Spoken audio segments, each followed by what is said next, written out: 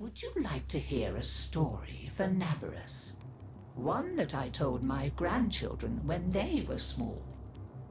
Very well. Long ago, in the Oricon days, a golden people lived in spoiled luxury. If a body wore out, why, they would take a new one as easily as plucking a maprico. Such was the mystery of the Kuva. So, what became of death and disease? Oh, they were abundant, but not for the Oricon. They were above petty death. Such was their contempt that they decreed a special day on which to make fun of it. On Naberus, the night of memory, the shining people laughed at death. They dressed in costumes that recalled the old days of mortality. Skulls grinned, hallways guttered with demon lights. For one night, beauty was banished. Rot and monstrosity held sway. Now, on one very special Naberus, 3 pretty Oricon were bored, as Oricon so often were. Naberus no longer holds its magic for me, sighed one. Masks and costumes are for children, grumbled another. Why follow the crowd, mused the third. Are we not the very elite of the elite? Ha ha! Up, my Kissingtons, my luscious loves. Send for blue Kuva and hot lights. I have a sport that will mend all. And in the corridor, behind a curtain, a solitary silent girl heard them and said nothing. Then the 3 were very wicked. For what do you think they did? Down into the streets they went, and they caught 3 poor ostrons and bore them back to their gilded halls.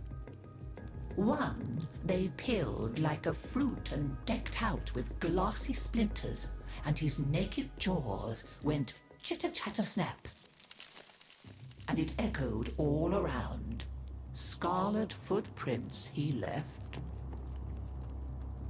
Another's limbs they twisted and wrenched his neck, and made a bundle of him until he scuttled upsy-downsy like a horrid crab, with his sockets all empty and his stretched-out nose snuffling. The third they pulled thin in hand and foot. She walked spindly-wise on long tiptoes like a spider, and her entrails hung delicately down. She whispered, split-tongued and hissing as she went. Fine costumes we've made, chortled the 3 Oricon. Let us now try them on and visit our friends. What shrieking there will be! Oh, our names will live forever in the court for such a prank as this. Now, the silent girl brought them their blue Kuva, so they could take on these twisted bodies for only a short time before returning to their own. They drank and slept and woke in their 3 horrid forms. Off they went down the stairs, out the door, into the city, into the night of banners and masks and wild hilarity. Chitter-chatter-snap, scuttle-buttle, whispery-hispery. As you can imagine, there were many screams and laughs. Such cleverness, such wit. But in a high room of the tower, the silent girl looked at the faces of the 3 sleeping Oricon. She went and opened a little ivory door that she was not supposed to know about, and drew forth a flask that she would have been glassed for even looking at. A flask of crimson kuva, the scarlet seal upon continuity, permanent. And she tipped it down 3 cruel throats.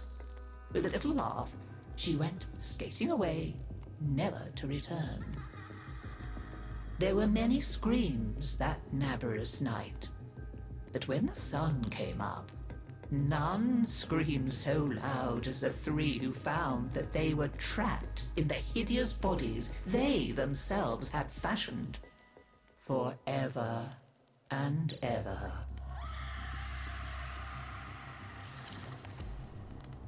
So, listen carefully, Tenno, and beware, for you may hear them coming tonight.